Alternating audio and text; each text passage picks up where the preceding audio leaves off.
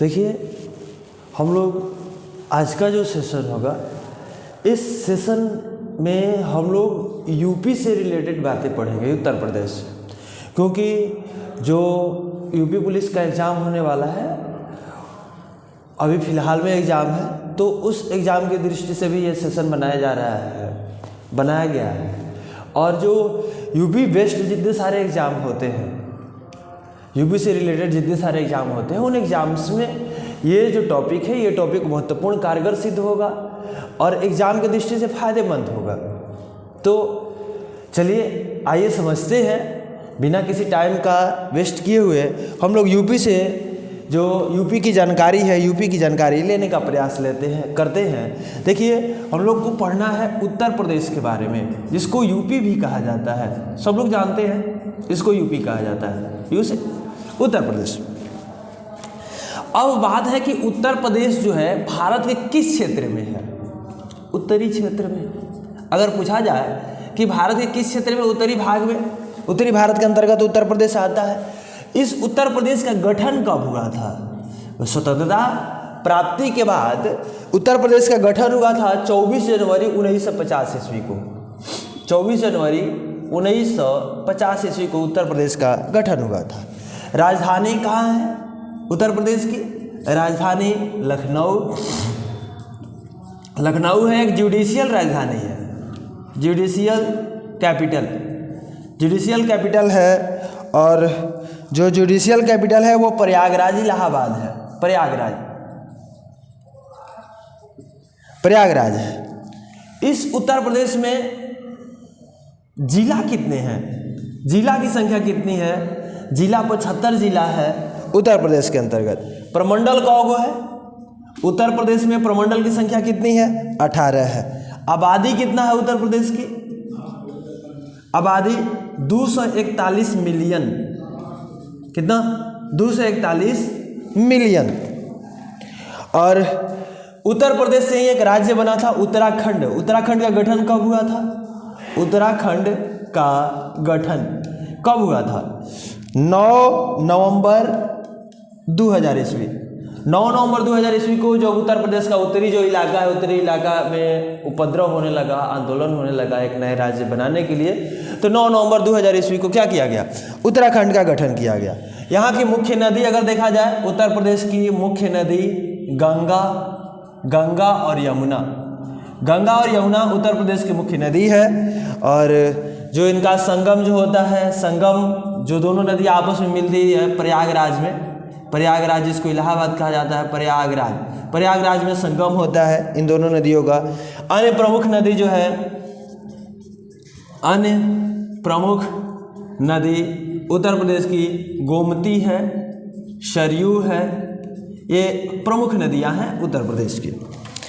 और अगर उत्तर प्रदेश की क्षेत्रफल देखा जाए कि उत्तर प्रदेश का क्षेत्रफल कितना है, टोटल क्षेत्रफल उत्तर प्रदेश का कितना है, तो उत्तर प्रदेश का क्षेत्रफल 2,40,928 वर्ग किलोमीटर। 2,40,928 वर्ग किलोमीटर उत्तर प्रदेश का क्षेत्रफल है। और उत्तर प्रदेश पर जंगल जो है, जंगल जो है उत्तर प्रदेश के क्षेत्रफल के कितने प्रतिशत भाग पर है? 6.1% भाग पर जंगल है। उत्तर प्रदेश के कितने प्रतिशत भाग पर जंगल है? तो 6.1% भाग पर जंगल है। और कृषि योग्य जमीन कितनी है? उत्तर प्रदेश में कृषि योग्य जो जमीन है, कल्टिवेबल जो लैंड है, वो कितना है? कृषि योग्य जमीन टोटल क्षेत्रफल का कृषि योग्य जमीन 82% है। 82%। 2,40,928 वर्ग किलोमीटर का 82% जमीन क्या है? कृषि योग्य जमीन है, खेती करने लायक जमीन है।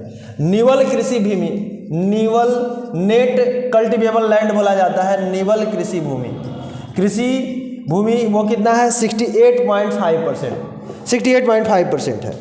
तो ये जो है, ये उत्तर प्रदेश के बारे में कुछ बातें हुई। आगे जो अन्य जो बातें हैं उनको देखा जाए।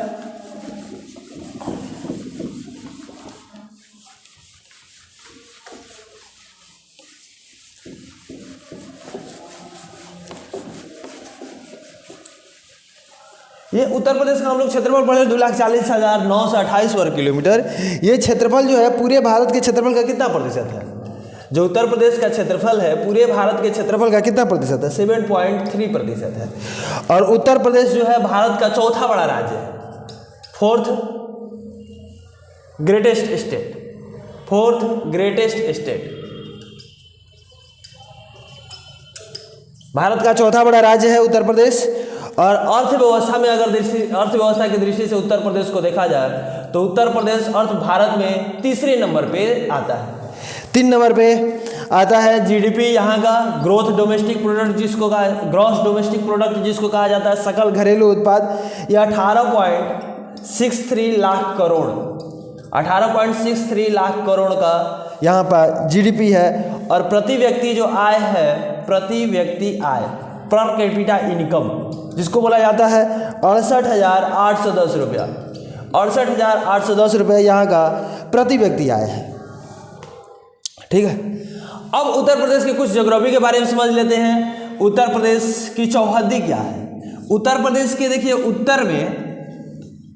उत्तर में क्या है? उत्तराखंड है। उत्तर में उत्तराखंड। उत्तर पश्चिम में 3 राज्य हैं, हिमाचल प्रदेश, हरियाणा और दिल्ली। उत्तर पश्चिम में है। पश्चिम में क्या है? पश्चिम में राजस्थान है। पश्चिम में क्या है? राजस्थान। और पूरब में क्या है? पूरब में बिहार है। दक्षिण में, उत्तर प्रदेश के दक्षिण में कौन कौन से राज्य हैं? सबसे ज़्यादा क्षेत्रफल, सबसे ज़्यादा बाउंड्री मध्य प्रदेश शेयर करता है, मध्य प्रदेश। उसके बाद छत्तीसगढ़ का भी कुछ शेयरिंग होता है, छत्तीसगढ़। फिर झारखंड का भी शेयरिंग होता है, झारखंड। तो देखिए 9 राज्य जो है उत्तर प्रदेश से सीमा शेयर करते हैं। 3 यहाँ पे, 4, 5, 6, 7, 8 और 9 राज्य। अगर पूछा जाए कि उत्तर प्रदेश से कितने राज्य सीमा शेयर करते हैं, कितने राज्य की सीमा लगती है, तो 9 राज्य हैं। 9 राज्य की सीमा उत्तर प्रदेश के साथ लगती है। और जो उत्तर में नेपाल जो है, नेपाल एक विदेशी सीमा भी लगता है, माने किसी देश का उत्तर प्रदेश के साथ सीमा लगता है, वो उत्तर में है, उत्तर में। ठीक है, अब यहाँ से जो जानना है कि उत्तर प्रदेश के में कुछ 3 प्रमुख अंतर्राष्ट्रीय हवाई अड्डा है। उत्तर प्रदेश में हवाई अड्डा अगर देखा जाए कि हवाई अड्डा कितनी है, हवाई अड्डा की संख्या पूछा जाए तो हवाई अड्डे संख्या नहीं, अंतर्राष्ट्रीय हवाई अड्डा की संख्या, अंतर्राष्ट्रीय इंटरनेशनल एयरपोर्ट जो है उत्तर प्रदेश में, अंतर्राष्ट्रीय हवाई अड्डा,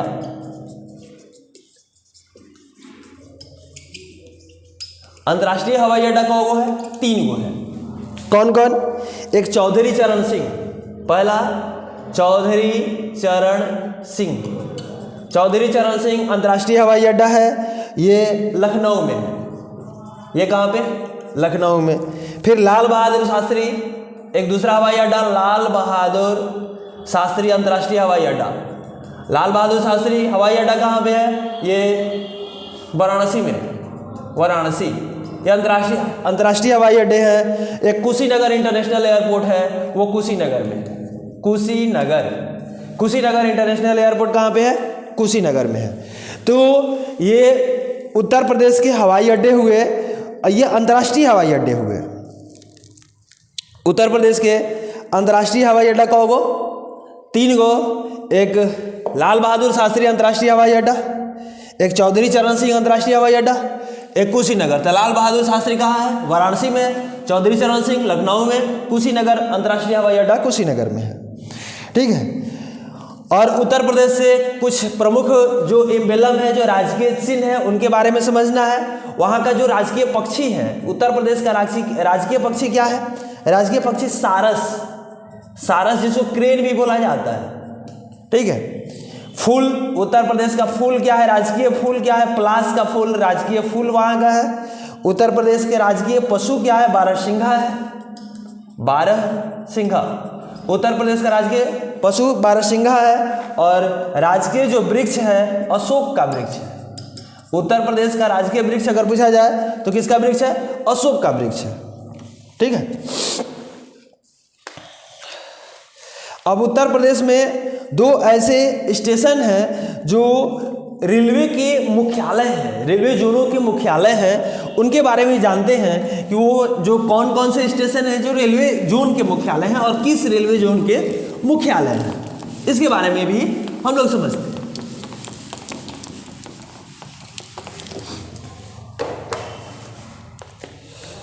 देखिए, एक प्रयागराज जंक्शन है, प्रयागराज और दूसरा है गोरखपुर, दूसरा क्या है, गोरखपुर। तो प्रयागराज जो जंक्शन है वो उत्तर मध्य रेलवे का मुख्यालय है, उत्तर मध्य रेलवे का मुख्यालय कहाँ पे है, प्रयागराज, जो उत्तर प्रदेश में है। फिर उत्तर पूर्व रेलवे का मुख्यालय, उत्तर पूर्व जो रेलवे जोन है उसका मुख्यालय कहाँ है, गोरखपुर, ये भी उत्तर प्रदेश में। तो दो रेलवे मुख्यालय हैं, एक प्रयागराज और दूसरा गोरखपुर। प्रयागराज कहाँ पे, प्रयागराज जो है उत्तर मध्य रेलवे का और उत्तर पूर्व रेलवे का गोरखपुर है। ठीक है। उत्तर प्रदेश में हाई कोर्ट कहाँ पे है, हाई कोर्ट जो उच्च न्यायालय जो बोला जाता है जिसको, ये प्रयागराज में है। प्रयागराज पहले इलाहाबाद था, अब इसका नाम जो है चेंज करके ही प्रयागराज किया गया है। तो हाई कोर्ट कहाँ पे है, प्रयागराज में है। और एक दूसरा भी कोर्ट है लेकिन इसका बेंच है, वो हाई कोर्ट नहीं है। लखनऊ वाला जो कोर्ट है वो बेंच है, हाई कोर्ट उसी इलाहाबाद हाई कोर्ट का, प्रयागराज हाई कोर्ट का वो बेंच है लखनऊ वाला। और उत्तर प्रदेश की जो लोकसभा सीट है वो कितनी है, लोकसभा सीट उत्तर प्रदेश में 80 को है। और राज्यसभा जो सीट है, राज्यसभा सीट उत्तर प्रदेश में 31 है। फिर विधानसभा सीट जो उत्तर प्रदेश की है 403 है। विधानसभा सीट कितना है, 403, विधानसभा सीट 403 है। और उधर प्रदेश की जो आधिकारिक भाषा है, आधिकारिक भाषा जो ऑफिशियल लैंग्वेज है वो कौन सी है, पहली हिंदी है और दूसरी उर्दू है, हिंदी और उर्दू। ये उर्दू जो है दूसरी भाषा है, दूसरी ऑफिशियल लैंग्वेज है, आधिकारिक भाषा है।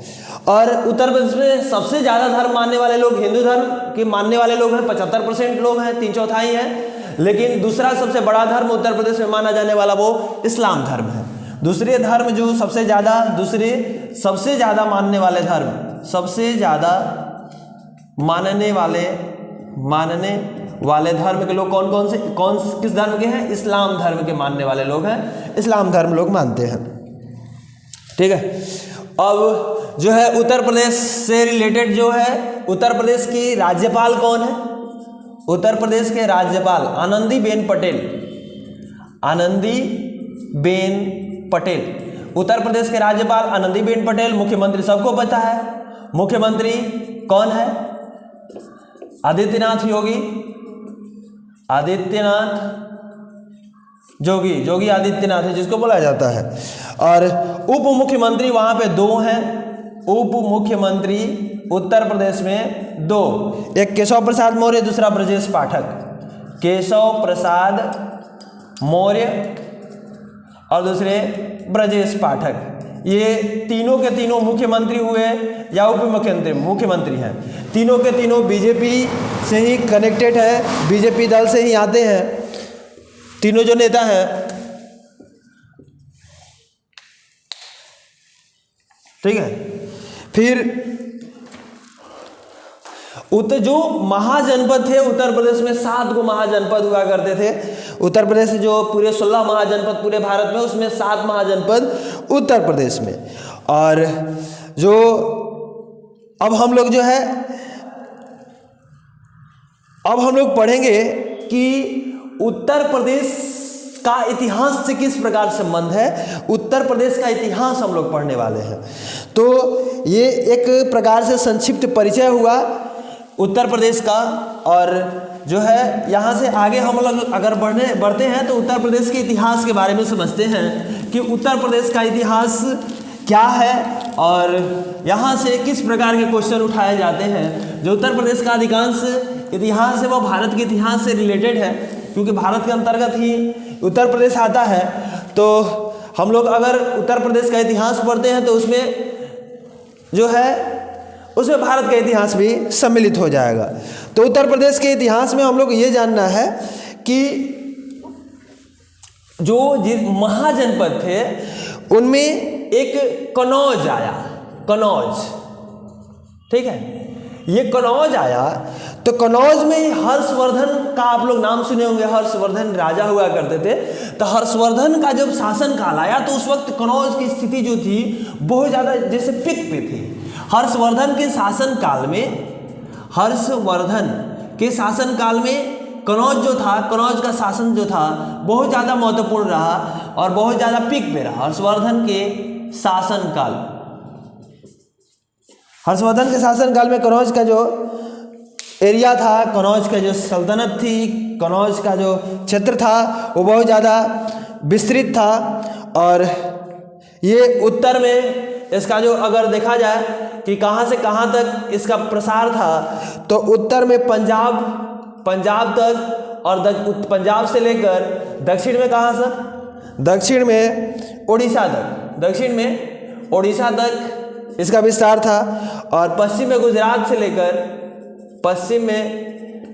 से लेके और गुजरात से पूर्व में बंगाल तक ये विस्तार था किसका, कनौज का। किसके समय में, हर्षवर्धन के शासनकाल में। और हर्षवर्धन का शासनकाल कब माना जाता है, 590 ईस्वी से लेके 647 ईस्वी।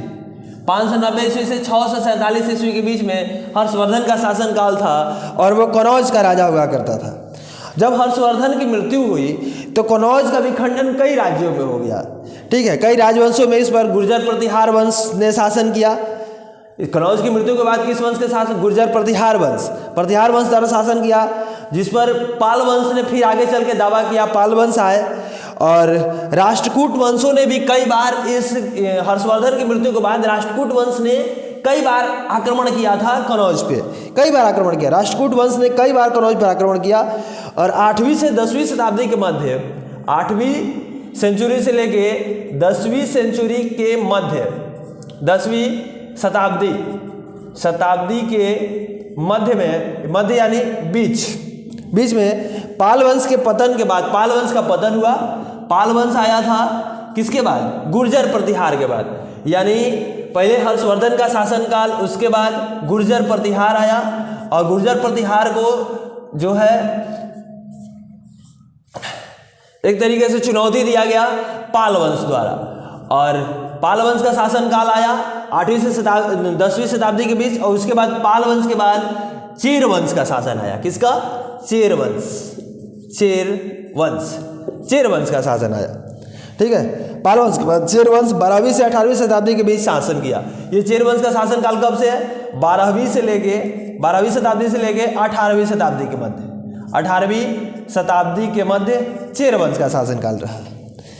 अब जो है मध्यकालीन जो यूपी है, मध्यकालीन उत्तर प्रदेश का इतिहास है, उसमें हम लोग दिल्ली सल्तनत के बारे में पढ़ना है कि दिल्ली सल्तनत जो है, दिल्ली से देखिए जब सल्तनत काल स्टार्ट हुआ तो यूपी की सल्तनत काल के कई सारे राजाओं ने यूपी के किसी राजा ने कुछ भागों पे, किसी राजा ने पूर्ण भाग में अधिकार करके रखा। तो उसमें जो है सल्तनत काल का इतिहास के अंतर्गत यूपी का इतिहास शामिल हो जाता है, उत्तर प्रदेश का इतिहास शामिल हो जाता है। जैसे में दिल्ली सल्तनत पढ़ना है, दिल्ली सल्तनत जो है यूपी के इतिहास के अंतर्गत आ जाएगा। दिल्ली सल्तनत संबंधित है उत्तर प्रदेश के इतिहास से। तो उत्तर प्रदेश पर यह दिल्ली सल्तनत जो था, सल्तनत वंश ने कितना साल तक, 320 वर्ष तक शासन किया। कितना, 320 वर्षों तक शासन किया। किसने, दिल्ली सल्तनत के जो वंश थे वो 1206 से लेके 1526 ईस्वी तक, 1206 से लेके 1526 ईस्वी तक शासन किया गया। सल्तनत काल के अंतर्गत 5 वंश आते हैं। कौन कौन से, 5 वंश आते हैं। पहला गुलाम वंश आता है। गुलाम वंश को ही क्या कहा जाता है, ममलूक वंश कहा जाता है या दास वंश कहा जाता है, ममलूक वंश, गुलाम वंश। फिर खिलजी वंश था, खिलजी, फिर तुगलक वंश, फिर सैयद वंश और फिर लोधी वंश। ये 5 वंश का क्रम है। 5 वंश एक के बाद एक करके शासन किए जो दिल्ली सल्तनत के अंतर्गत आते हैं। सबका जो समय है अलग अलग है। 1206 से लेके 1290 ईस्वी तक गुलाम वंश का शासन रहा। फिर 1290 ईस्वी से लेके 1320 ईस्वी तक खिलजी वंश का शासन रहा। फिर 1320 से लेके 1414 ईस्वी तक 1320 से लेके 1414 ईस्वी तक तुगलक वंश का शासनकाल रहा। फिर 1414 ईस्वी से लेकर 1451 ईस्वी 1451 ईस्वी सैयद वंश, और फिर 1451 ईस्वी से लेके 1526 ईस्वी लोधी वंश। अंतिम शासक इब्राहिम लोधी थे, और इब्राहिम लोधी जो था, इब्राहिम लोधी पर आक्रमण बाबर करता है। अब बाबर के बारे में हम लोग समझना है। तो बाबर आक्रमण करेगा और किस वंश का स्थापना करेगा? मुगल वंश का स्थापना करेगा। तो इससे पहले कई सारी बातें हैं जो दिल्ली सल्तनत से महत्वपूर्ण है, तो इस चीज़ को, इस क्रम को जरूर याद रखिएगा। दिल्ली सल्तनत के अंतर्गत कितने वंश आते हैं और कितने वर्ष तक शासन किया, कब से कब तक शासनकाल रहा। फिर जो महत्वपूर्ण बातें हैं जो यूपी के इतिहास से संबंधित हैं, उस चीज़ को हम लोग समझते हैं।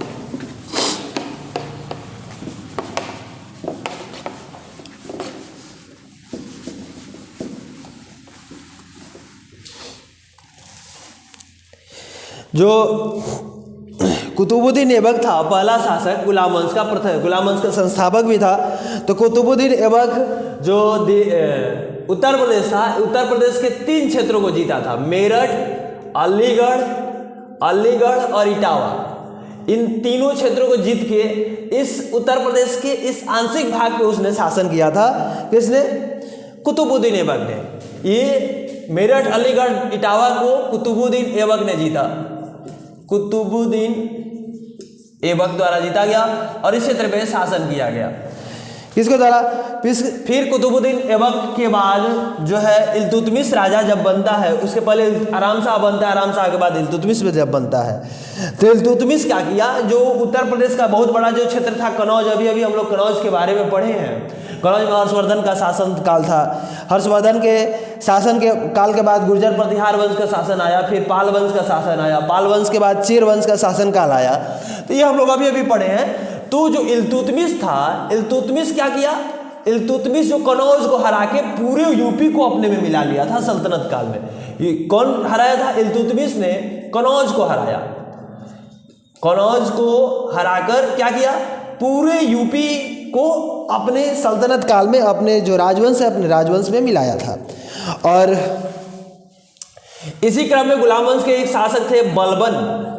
बलबन जो है, बलबन शासक था। तो बलबन जब शासन कर रहा था, तो बलबन के शासन काल के समय में कई विद्रोह हुए थे। बलबन के समय में यूपी में कई विद्रोह हुए थे, लेकिन बलबन जो था विद्रोह को दबाने के लिए रक्त अमलाव नीति का पालन कराया था। और बलबन जो है, बलबन द्वारा कई विद्रोह को दबाने के लिए सफल प्रयास किए गए थे, सफल प्रयास हुआ था, दबा दिया था। और इसी यूपी में प्रसिद्ध सूफी संत निजामुद्दीन औलिया और बख्तियार काकी, निजामुद्दीन औलिया और बख्तियार काकी ये प्रसिद्ध सूफी संत थे, यूपी में रह रहे थे। औलिया, इनके जो भाषण थे, उनकी जो शिक्षाएं थी, इनकी शिक्षाओं से वहाँ के लोग बहुत ज़्यादा प्रभावित हुए, यूपी के लोग प्रभावित हुए, अपना धर्म परिवर्तन मतलब कर दिए इनकी शिक्षाओं से प्रभावित होकर। इन दोनों व्यक्तियों की ये प्रसिद्ध सूफी संत हैं, सूफी संत दोनों हैं, निजामुद्दीन औलिया और बख्तियार काकी, सूफी संत। ठीक है, तो इस क्षेत्र में रहने वाले लोग जो थे बहुत ज़्यादा प्रभावित हुए। और यूपी में सल्तनत काल के दौरान कई सारे मस्जिद को बनवाया गया, जिसमें जामा मस्जिद थी। जामा मस्जिद यूपी में ही है, और वो जौनपुर में बनवाया गया। सॉरी, जामा मस्जिद जो है फतेहपुर सीकरी में। जामा मस्जिद कहाँ पे? फतेहपुर सीकरी में बनवाया गया था। फिर अटाला मस्जिद है, अटाला मस्जिद भी यूपी में बनवाया गया था सल्तनत काल के समय में ही। अटाला मस्जिद जौनपुर में बनवाया गया था, जौनपुर में। और गियात उल दीन तुगलक मस्जिद, गियात उल दीन अल-दीन तुगलक मस्जिद, तुगलक मस्जिद, ये मस्जिद जो है तुगलकाबाद में बनवाया गया था। तुगलकाबाद में ये सारे मस्जिद का निर्माण कब हुआ था? सल्तनत काल के अंतर्गत ही हुआ था। और 16वीं शताब्दी में बाबर जो था, बाबर आक्रमण किया।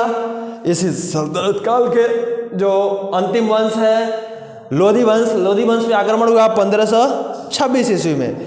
और जो बाबर था, बाबर किसका वंशज था? बाबर कई बार आता है कि बाबर किसका वंशज था? तैमूर का वंशज था।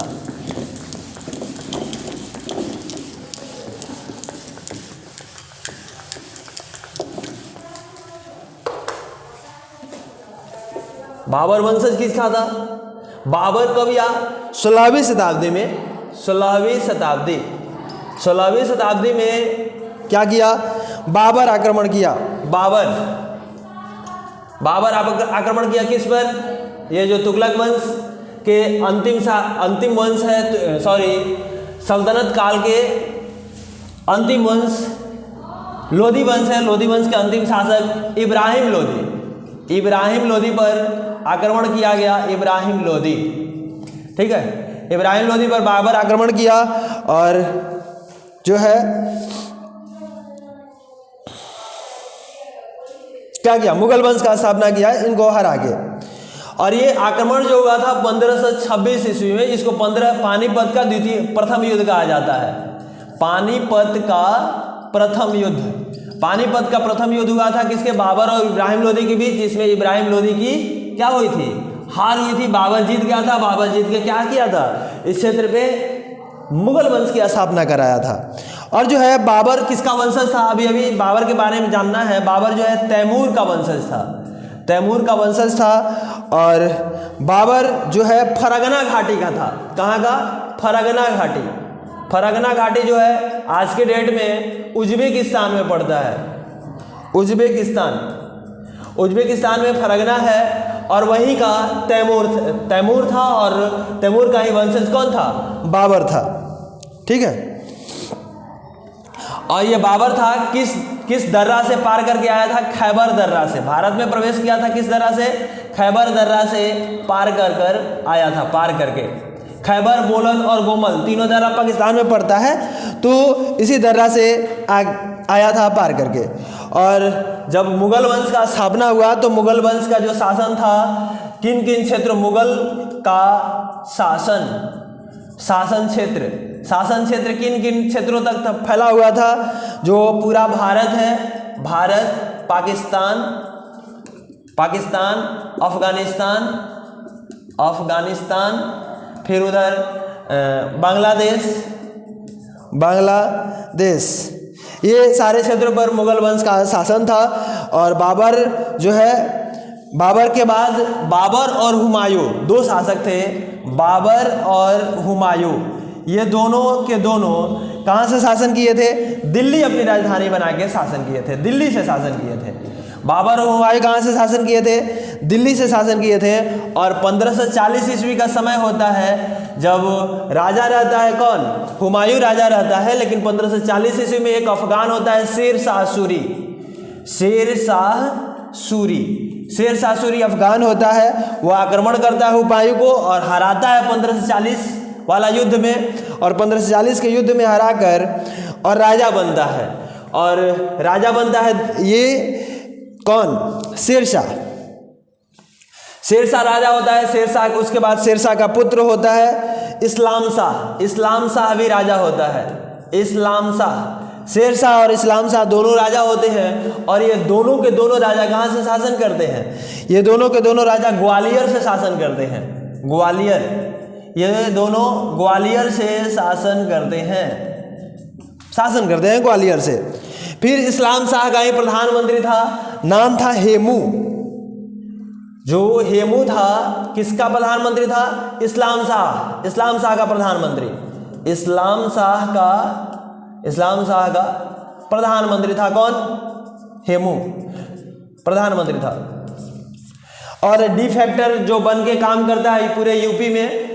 और जो हेमू है, हेमचंद्र विक्रमादित्य की उपाधि धारण करता है। बिहार, एमपी यानी मध्य प्रदेश, वेस्टर्न बंगाल, जो पश्चिमी बंगाल है, इस क्षेत्र में हेमू का जो एक तरीके से दूसरा शासन, समानांतर शासन चलते रहता है। हेमू का किस क्षेत्र में? बिहार में,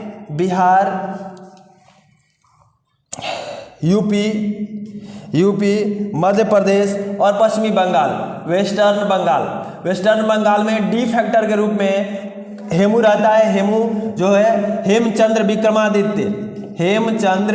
विक्रमादित्य की उपाधि धारण करता है। विक्रमादित्य की उपाधि कौन धारण करता है? हेमू। और ये क्या करता है? 7 अक्टूबर हेमू जो होता है, हेमू क्या होता है? शेर शाह का पुत्र इस्लाम शाह का प्रधानमंत्री होता है हेमू। तो हेमू जो है हेमचंद्र विक्रमादित्य की उपाधि धारण करता है। और जो है समय है 7 अक्टूबर 1556। 7 अक्टूबर 1556 ईस्वी को ये दिल्ली के पुराना किला में अपना जो क्या करता है? पुराने किला में अपना राज्याभिषेक करवाता है। पुराना किला में कौन राज्याभिषेक करवाता है? हेमू करवाता है। हेमचंद्र विक्रमादित्य की उपाधि धारण करता है और पुराना किला में 7 अक्टूबर 1556 ईस्वी को अपना राज्याभिषेक करवाता है। पुराना किला कहाँ है? दिल्ली में। पुराना किला कहाँ है? दिल्ली में ही अपना राज्याभिषेक करवा लेता है। कौन? लेकिन एक माह बाद अकबर जो है, अकबर के साथ हेमू का युद्ध होता है। पानीपत का द्वितीय युद्ध जिसको बोलते हैं, पानीपत का द्वितीय युद्ध होता है। और 1556 ईस्वी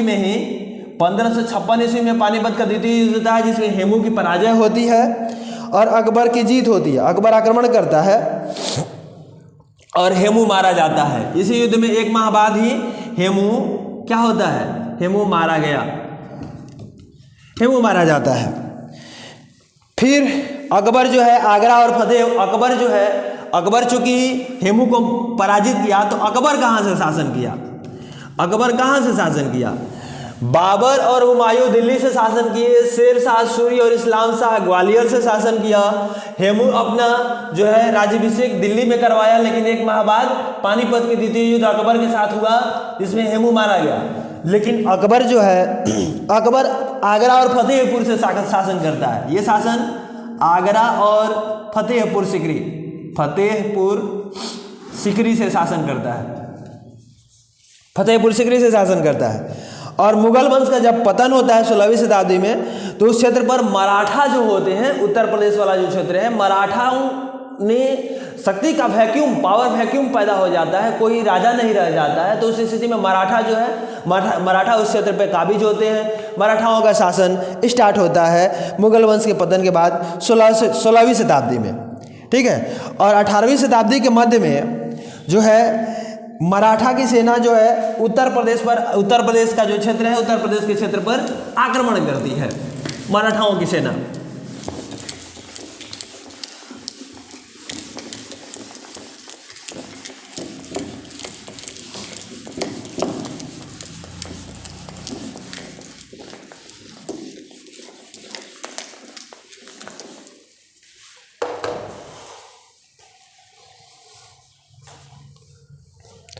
अठारहवीं शताब्दी के जो मध्य है, 18वीं शताब्दी के बीच में क्या होता है? मराठा की सेना ने उत्तर प्रदेश पर आक्रमण किया। मराठा जो है आक्रमण किए किस पे? उत्तर प्रदेश पर। उत्तर प्रदेश वाला एरिया पर आक्रमण किए मराठाओं ने, ठीक है। और उस वक्त रोहिला जो मुसलमान थे, रोहिला मुसलमान जो है रोहिलखंड पे शासन कर रहे थे। उत्तर प्रदेश का जो एक जगह है रोहिलखंड, यहाँ पे कौन थे? रोहिला मुसलमान थे। रोहिला मुसलमानों पे आक्रमण हुआ और इसमें रोहिलाओं ने क्या किया? रोहिलाओं जो थे रोहिलखंड को खो दिए, यानी ये किसका हो गया? मराठाओं का रोहिलखंड हो गया, ठीक है। इस तरीके से रोहिलाओं और मराठाओं के बीच जो है संघर्ष स्टार्ट होता है।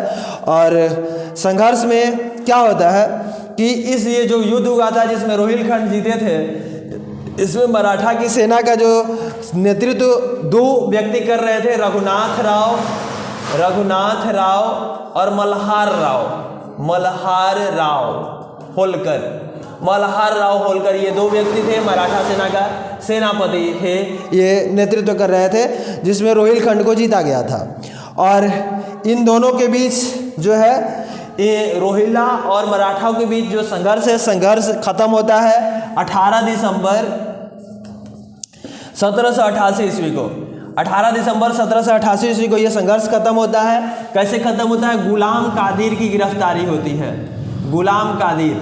और गुलाम कादिर, अब देखिए गुलाम कादिर है कौन, क्योंकि क्यों ये इसकी गिरफ्तारी के कारण जो है ये संघर्ष खत्म हो गया। तो गुलाम कादिर जो था वो नजीब उद दौला का नाती था। किसका? नजीब उद दौला। नजीब उद दौला का क्या था? ये नाती था, नाती था नजीब उद दौला का, गुलाम कादिर। और नजीब उद दौला जो थे महादजी सिंधिया द्वारा हारे थे, महादजी सिंधिया, महादजी सिंधिया द्वारा हारे थे। ठीक है, महादजी सिंधिया कौन थे? मराठा सेनापति थे, मराठा सेनापति। तो मराठा सेनापति महादजी सिंधिया हराए थे नजीब उद दौला को, और नजीब उद दौला के गुलाम जो नाती थे गुलाम कादिर को गिरफ्तारी हुई थी 18 दिसंबर 1788 ईस्वी को। और गिरफ्तारी के बाद क्या हुआ? ये जो संघर्ष था मराठा और रोहिला मुसलमानों के बीच, ये संघर्ष खत्म हुआ। और फिर जो है, लेकिन ये जो संघर्ष आगे बढ़ के आंग्ल मराठा, दूसरा आंग्ल मराठा है, अंग्रेजों के साथ जो मराठाओं का युद्ध होता है, दूसरा आंग्ल मराठा युद्ध, मराठा युद्ध होता है जो 1803 ईस्वी से लेके 4 ईस्वी तक माना जाता है। 1803 से 4 में अंग्रेजों ने मराठा को पराजित किया। इसमें मराठा हार गए, मराठा पराजित हुए, मराठा पराजित हुए। किसमें? इस युद्ध में। और मराठाओं की पराजय हुई और अंग्रेजों ने क्या किया? अंग्रेजों ने एक तरीके से पराजित करके पूरे उत्तर प्रदेश पर जो है शासन आरंभ किया, उत्तर प्रदेश को कब्जा में किया। अब जो है ब्रिटिश, ये हम लोग क्या पढ़े? ये हम लोग पढ़ लिए कि मध्यकालीन भारत के अंतर्गत कौन कौन सी ऐसी महत्वपूर्ण बातें थी जो उत्तर प्रदेश के इतिहास से संबंधित थी। फिर अब जो है, अब हम लोग को जो है आधुनिक भारत के अंतर्गत वो कौन कौन सी ऐसी घटनाएं हैं जो उत्तर प्रदेश से संबंधित हैं, उन घटनाओं को पढ़ेंगे। और जो नेक्स्ट वीडियो होगा उत्तर प्रदेश के ज्योग्राफी पे होगा, भूगोल पे, उत्तर प्रदेश के भूगोल का हम लोग वीडियो रखेंगे। ठीक है, तो इसमें जो British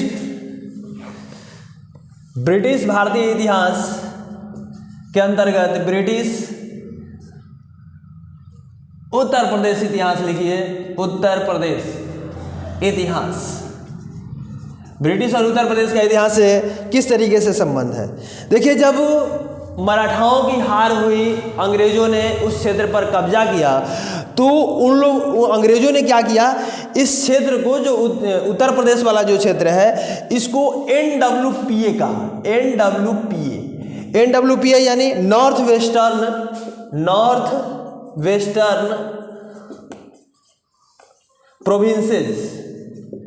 provinces of Agra, north western provinces of Agra, ये कहा गया। ये ब्रिटिश भारतीय साम्राज्य का सबसे छोटा राज्य था। ये NWPA जो था सबसे छोटा राज्य था ब्रिटिश भारतीय साम्राज्य का, सबसे छोटा राज्य था। और इसकी जो राजधानी थी, NWPA की राजधानी आगरा से इलाहाबाद 2 बार स्थानांतरित की गई थी, एक बार आगरा की गई थी, एक बार इलाहाबाद की गई थी।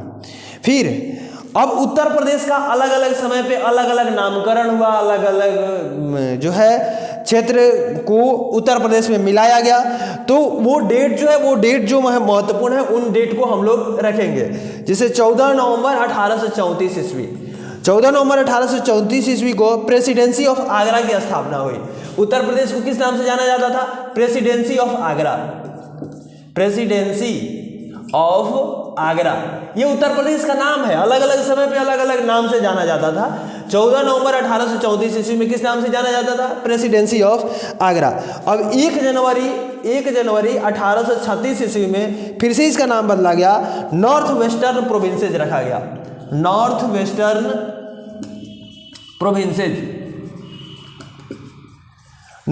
प्रोविंसेज रखा गया। फिर 3 अप्रैल 1858 का डेट आया, 3 अप्रैल 1858, जो 1857 की जो क्रांति थी वो हो चुकी थी। और 3 अप्रैल 1858 को जो है अवध को क्या किया गया? ब्रिटिश नियंत्रण में ले लिया गया। अवध जो था, अवध को क्या किया गया? ब्रिटिश नियंत्रण में, ब्रिटिश नियंत्रण में शामिल किया गया, अवध को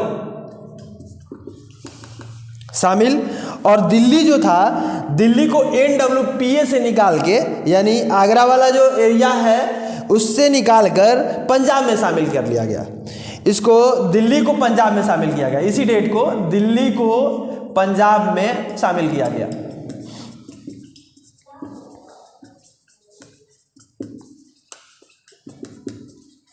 दिल्ली को पंजाब में शामिल किया गया। फिर 15 फरवरी 1877 ईस्वी का डेट आता है। इस डेट में अवध को फिर से क्या किया गया, NWP में शामिल। अवध जो ब्रिटिश नियंत्रण में था उसको फिर से क्या किया गया, NWP में शामिल किया गया। अवध को NWP यानी नॉर्थ वेस्टर्न प्रोविंसेस को NWP में शामिल किया गया। ठीक है। फिर 22 मार्च 1902 का समय आया। 22 मार्च 1902 ईस्वी में इस यूनाइटेड प्रोविंसेस ऑफ आगरा का जो नाम है United provinces of Agra and Awadh कर दिया गया। इसका नाम क्या किया गया, United provinces of Agra and Awadh.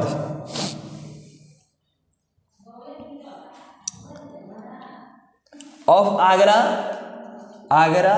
And Awadh किया गया इसका नाम। फिर जो है 3 जनवरी 1921 जो समय है, 1 मिनट रुक जाए, 3 जनवरी 1921 ईस्वी को इसका नामकरण फिर से चेंज हुआ और अब की बार जो नामकरण हुआ United provinces of British India किया गया। 1921 ईस्वी में इस उत्तर प्रदेश का नाम क्या हुआ, 3 जनवरी 1921 ईस्वी को इसका नामकरण हुआ United provinces of British India. United provinces